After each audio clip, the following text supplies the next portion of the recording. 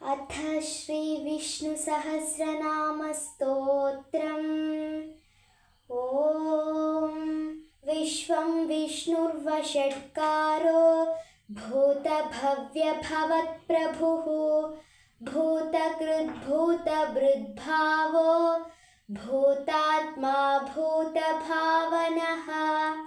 पूतात्मा परमात्मा च मुक्तानां परमागतिः अव्ययः पुरुषः साक्षी क्षेत्रज्ञोऽक्षर एव च योगो योगविदां नेता प्रधानपुरुषेश्वरः नारसिंहवपुः श्रीमान् केशवः पुरुषोत्तमः सर्वशर्वशिवस्थाणुर्भूतादिर्निधिरव्ययः सम्भवो भावनो भर्ता प्रभवप्रभुरीश्वरः स्वयंभूः शम्भुरादित्या पुष्कराक्षो महास्वनः अनादिनिधनो धाता विधाता धातुरुत्तमः अप्रमेयो हृषीकेशः पद्मनाभोऽमरप्रभुः विश्वकर्मा मनुस्त्वष्टा स्थविष्ठस्थविरो ध्रुवः अग्राह्यः शाश्वतः कृष्णो लोहिताक्षप्रदर्दनः प्रभूतस्त्रिककुब्धामा पवित्रं मङ्गलं परम् ईशानः प्राणदः प्राणोर्ज्येष्ठः श्रेष्ठः प्रजापतिः हिरण्यगर्भो भूगर्भो माधवो मधुसूदनः ईश्वरो विक्रमी धन्वी मेधावी विक्रमः क्रमः अनुत्तमो दुराधर्ष कृतज्ञः कृतिरात्मवान् सुरेशः शरणं शर्मा विश्वरेता प्रजाभवः अहः संवत्सरो व्याल प्रत्ययः सर्वदर्शनः अजः सर्वेश्वरः सिद्धिः सर्वादिरच्युतः वृषा कपिरमेयात्मा सर्वयोगविनिसृतः वसुर्वसुमनाः सत्या समात्मा संमितः समः अमोघः पुण्डरीकाक्षो वृषकर्मा वृषाकृतिः रुद्रो बहुशिरा बभ्रुर्विश्वयोनिःशुचिश्रवाः अमृतः शाश्वतस्थाणुर्वरारोहो महातपाः सर्वगः सर्वविद्भानुर्विश्वक्सेनो जनार्दनः वेदो वेदविदव्यङ्गो वेदाङ्गो वेदवित्कविः लोकाध्यक्षः सुराध्यक्षो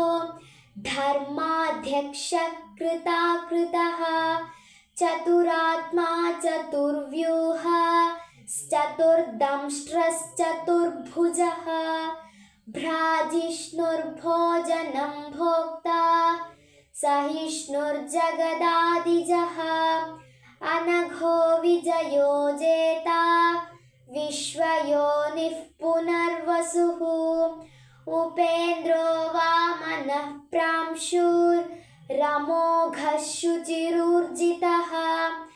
अतीन्द्रः सङ्ग्रहः सर्गो धृतात्मा नियमो यमः वेद्यो वैद्यः सदा योगी वीरः माधवो मधुः अतीन्द्रियो महामायो महोत्साहो महाबलः महाबुद्धिर्महावीर्यो महाशक्तिर्महाद्युतिः हनिर्देश्यवपुर्देवा वपुः श्रीमान्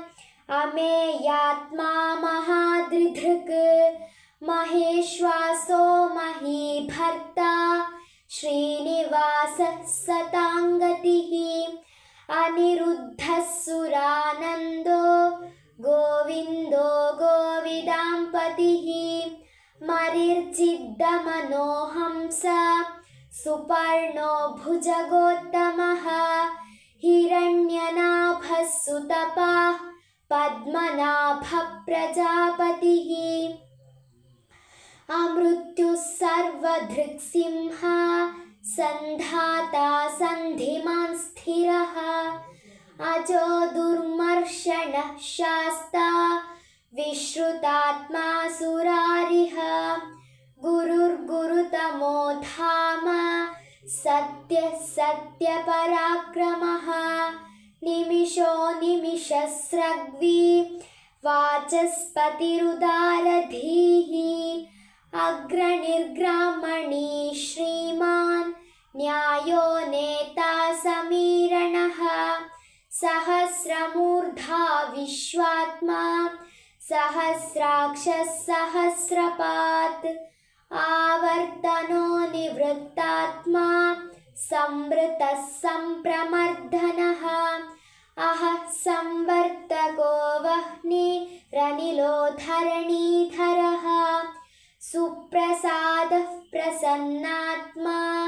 विश्वधृग्विश्वभुग्विभुः सत्कर्ता सकृतः साधुर्जह्नुर्नारायणो नरः असङ्ख्येयो प्रमेयात्मा विशिष्टः शिष्टकृच्छुचिः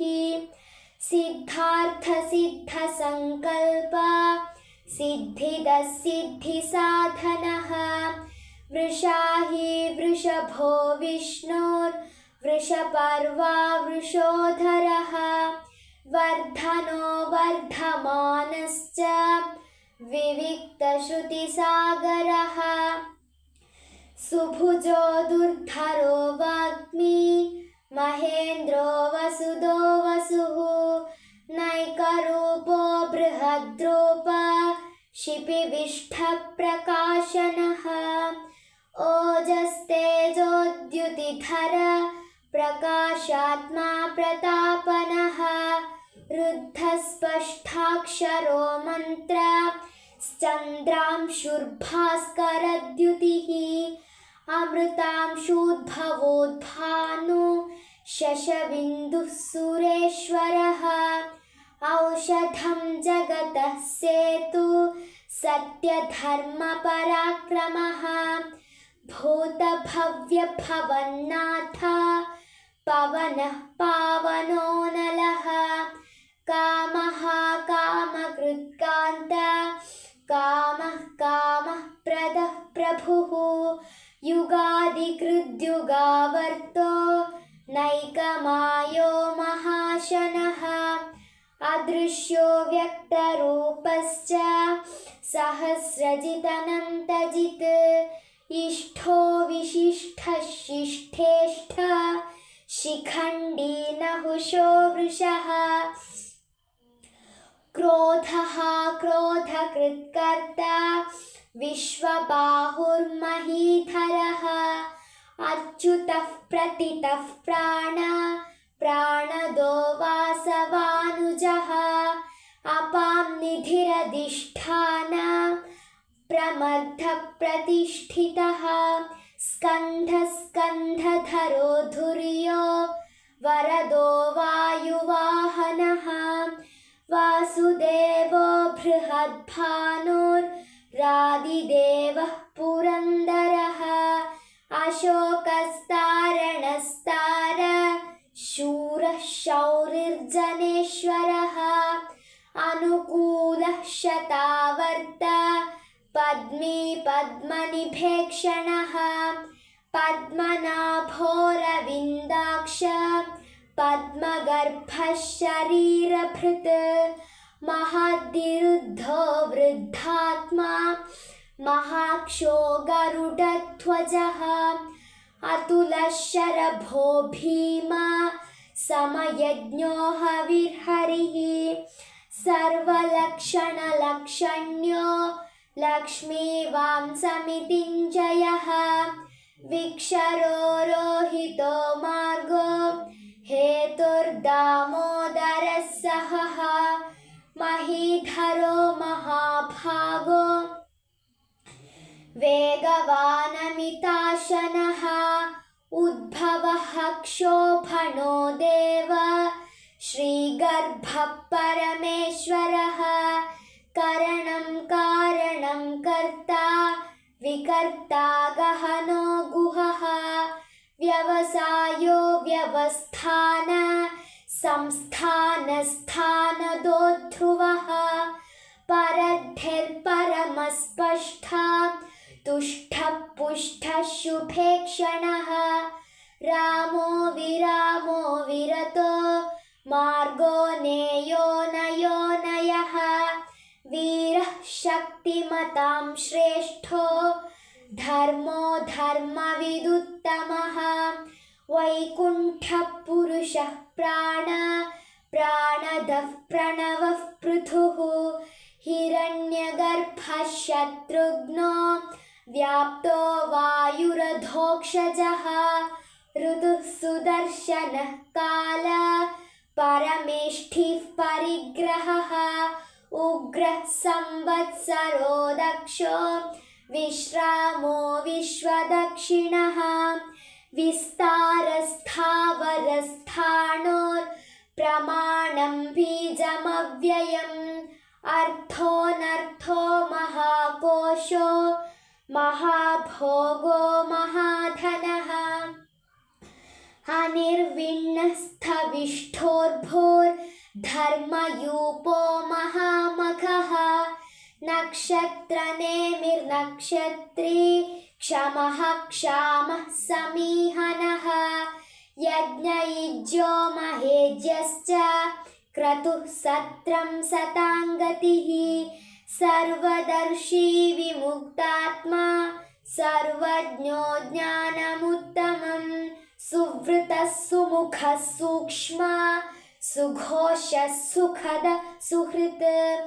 मनोहरो जितक्रोधो वीरबाहुर्विदारणः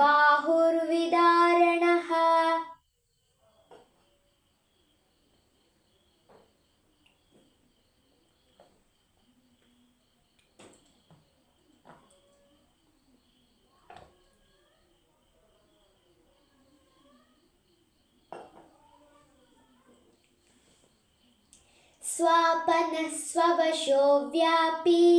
नैकात्मा नैककर्मकृत् वत्सरो वत्सलो वत्सी रत्नगर्भो धनेश्वरः धर्मगुग्धर्मकृद्धर्मी सदसत्क्षरमक्षरम् अविज्ञाता सहस्रांशुर्विधाता कृतलक्षणः गभस्तिनेमिः सत्त्वस्था सिंहो भूतमहेश्वरः आदिदेवो महादेवो देवेशो देवभृद्गुरुः उत्तरो गोपतिर्गोप्ता ज्ञानगम्यः पुरातनः शरीरभूतभृद्भोक्ता कपीन्द्रो भूरि दक्षिणः सोमपोऽमृतपः सोम पुरुजित्पुरुषत्तमः विनयो जयः सत्यसन्धो दार्शार्हः सात्वतां पतिः जीवो विनयिता साक्षी मुकुन्दो मितविक्रमः अम्भोनिधिरनन्तात्मा महोदधिशयोऽन्तकः अजो महार्हः स्वाभाव्यो जितामित्रः प्रमोदनः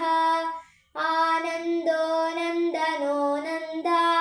सत्यधर्मा त्रिविक्रमः महर्षिः कपिलाचार्य कृतज्ञो मेदिनीपतिः त्रिपदस्त्रिदशाध्यक्षो महाशृङ्गः कृतान्तकृत् महावराहो गोविन्द सुषेणः कनकाङ्गदी गुह्यो गभीरो गहनो गुप्तश्चक्रगदाधरः वेधास्वाङ्गोजितः कृष्णो दृढः सङ्कर्षणोच्युतः वरुणो वारुणो वृक्ष पुष्कराक्षो महामनाः भगवान् भगः नन्दी वनमाली हलायुधः आदित्यो ज्योतिरादित्य सहिष्णुर्गतिसत्तमः सुधन्वा खण्डपरशुर्दारुणो द्रविणः प्रदः दिवस्कृत् सर्वदृग्व्यासो वाचस्पतिरयो निजः त्रिसामा सामगः साम निर्वाणं भेषजं भिषक् सन्न्यासकृच्छमः शान्तो निष्ठा शान्तिः परायणम् शुभाङ्गः शान्तिदः स्रष्टा कुमुदः कुवलेशयः गोहितो गोपतिर्गोप्ता वृषभाक्षो वृषप्रियः अनिवर्ती निवृत्तात्मा संक्षेप्ताक्षेमकृच्छिवः श्रीवत्सवक्षा श्रीवास श्रीपति श्रीमताम्बरः श्रीधः श्रीश श्रीनिवास श्रीनिधि श्रीविभावनः श्रीधर श्रीकर श्रेय श्रीमान् लोकत्रयाश्रयः स्वक्षस्वङ्गः शतानन्दो नन्दिर्ज्योतिर्गणेश्वरः विजितात्मा विधेयात्मा सकीर्तिश्छिन्नसंशयः उदीर्णः सर्वतश्चक्षुर्रनीशः शाश्वतस्थिरः भूषयो भूषणो भूतेर्विशोकः शोकनाशनः अर्चिष्मानर्चितः कुम्भो विशुद्धात्मा विशूधनः अनिरुद्धो प्रतिरथ प्रद्युम्नोमितविक्रमः कालनेमिनिहावीर शौरिः शूरजनेश्वरः त्रिलोकात्मा त्रिलोकेश केशवः केशिहार्हरिः कामदेवः कामपाल कामीकान्तकृतागमः अनिर्देश्य वपुर्विष्णुर्वीरोऽनन्तो धनञ्जयः ब्रह्मण्यो ब्रह्मकृद्ब्रह्मा ब्रह्म ब्रह्मविवर्धनः ब्रह्मविद्ब्राह्मणो ब्रह्मी ब्रह्मज्ञो ब्राह्मणप्रियः महाक्रमो महाकर्मा महातेजा महोरगः महाक्रतुर्महायज्वा महायज्ञो महाहविः स्तव्यस्तव प्रियः स्तोत्रं स्तुतिस्तोतारणः प्रियः पूर्णः पूरयिता पुण्यकीर्तिरनामयः मनोजवस्थितकरो वसुरेता वसुप्रदः वसुप्रदो वासुदेवो वसुर्वसुमनाहविः सद्गतिः सत्कृतिः सत्ता सद्भूतिः सत्परायणः शूरसेनो यदुश्रेष्ठ सन्निवासः सुयामुनः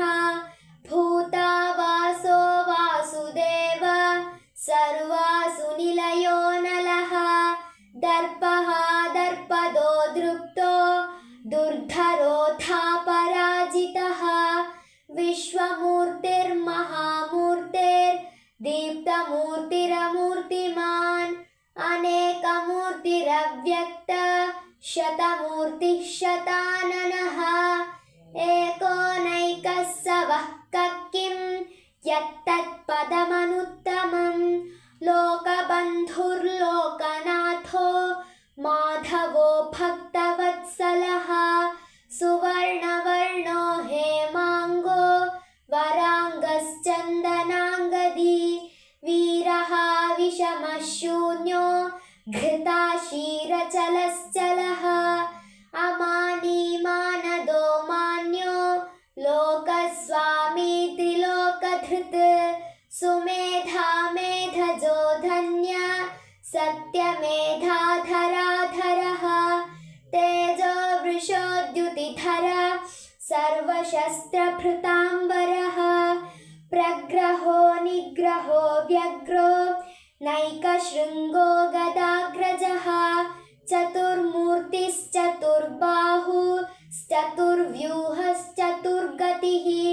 चतुरात्मा चतुर्भावश्चतुर्वेदविदेकपात् समावर्तो निवृत्तात्मा दुर्जयो दुरतिक्रमः दुर्लभो दुर्गमो दुर्गो दुरावासो दुरारिः शुभांगो लोकसारंग स्तुतन्तुस्तन्तुवर्धनः इन्द्रकर्मा महाकर्मा कृतकर्मा कृतागमः उद्भवः सुन्दरः सुन्दो रत्ननाभः सुलोचनः अर्को वाजसनः शृङ्गी जयन्तः सर्वविजयी सुवर्णबिन्दुरक्षोभ्य सर्ववागीश्वरेश्वरः महाह्रदो महागर्तो महाभूतो महानिधिः कुमुदः कुन्दरः कुन्द पर्जन्यः पावनोऽनिलः अमृतांशोऽमृतवपु सर्वज्ञः सर्वतोमुखः सुलभः सुवृतः सिद्धः शत्रुजिच्छत्रुतापनः न्यग्रोधोदुम्बरोऽश्वत्थः श्चाणूरान्द्रनिषूदनः सहस्रार्चिर्सप्तजिह्वा सप्तैधा सप्तवाहनः अमूर्तिरनघोचिन्त्यो भयकृद्भयनाशनः अणुर्बृहत्कृशस्थूलो गुणभृन्निर्गुणो महान् अधृतस्वधृतस्वास्य प्राग्वंशो वंशवर्धनः भारभृत्कथितो योगी योगीशः सर्वकामदः आश्रमश्रमणः क्षामा सुपर्णो वायुवाहनः धनुर्धरो धनुर्वेदो दण्डो दमयितादमः अपराजितः सर्वसहो नियन्ता नियमो यमः सत्त्ववान् सात्विकः सत्यधर्मपरायणः अभिप्रायः प्रियार्होर्हा प्रियकृत्प्रीतिवर्धनः विहाय सगतिर्ज्योति सुरुचिर्हुतभुग्विभुः रविर्विरोचनः सूर्य सविता रविलोचनः अनन्तो हुतभुद्भोक्ता सुखदो नैकजोऽग्रजः अनिर्विण्णः सदामर्षि लोकाधिष्ठानमद्भुतः सनातनतमा कपिलः कपिरव्ययः स्वस्तिदः स्वस्तिकृत् स्वस्ति स्वस्ति भुक् स्वस्ति दक्षिणः अरौद्रः कुण्डली चक्री विक्रम्यूर्जितशासनः शब्दातिगः शब्दसहः शिशिरः शर्वरीकरः अक्रूरः पेशलो दक्षो दक्षिणः क्षमिणाम्बरः विद्वत्तमो वीतभय पुण्यश्रवणकीर्तनः उत्तारणो दुष्कृतिः पुण्यो दुःस्वप्ननाशनः वीरः रक्षणः सन्तो जीवनः पर्यवस्थितः अनन्तरूपोऽनन्तश्रीर्जितमन्युर्भयापहः चतुर् दिशो व्यादिशो दिशः अनादिर्भूर्भुवो लक्ष्मी सुवीरो रुचिराङ्गदः जननो जनजन्मादिर्भीमो भीमपराक्रमः आधारनिलयो धाता पुष्पहासप्रजागरः ऊर्ध्वगः सप्तधाचार प्राणदः प्रणवः पणः प्रमाणं प्राणनिलय प्राणभृत् प्राणजीवनः तत्त्वं तत्त्वविदेकात्मा जन्म मृत्युजरातिगः भूर्भुवः स्वस्तरुस्थार सविता प्रपितामहः यज्ञो यज्ञपतिर्यज्वा यज्ञाङ्गो यज्ञवाहनः यज्ञभृद्यज्ञकृद्यज्ञी यज्ञभुग्यज्ञसाधनः यज्ञान्तकृद्यज्ञगुह्य मन्नमन्नाद एव च आत्मयोनिः स्वयं जातुर्वैखानः सामगायनः देवकीनन्दनः स्रष्टा क्षितीशः पापनाशनः शङ्खबृन्नन्दकी चक्री शार्गदन्वागदाधरः रथाङ्गपाणिरक्षोभ्य सर्वः प्रहरणायुधः सर्वप्रहरणायुध ॐ नम इति वनमाली गदी शाङ्खी शङ्खी चक्री च नन्दकी श्रीमान्नारायणो विष्णुर्वासुदेवोऽभिरक्षतु वनमाली गदी शाङ्खी शङ्खी चक्री च नन्दकी श्रीमान्नारायणो विष्णुर्वासुदेवोऽभिरक्षतु वनमाली गदी शाङ्खी शङ्खी चक्री च नन्दकी श्रीमान्नारायणो विष्णुर्वासुदेवोऽभिरक्षतु ॐ नमो भगवते वासुदेवाय।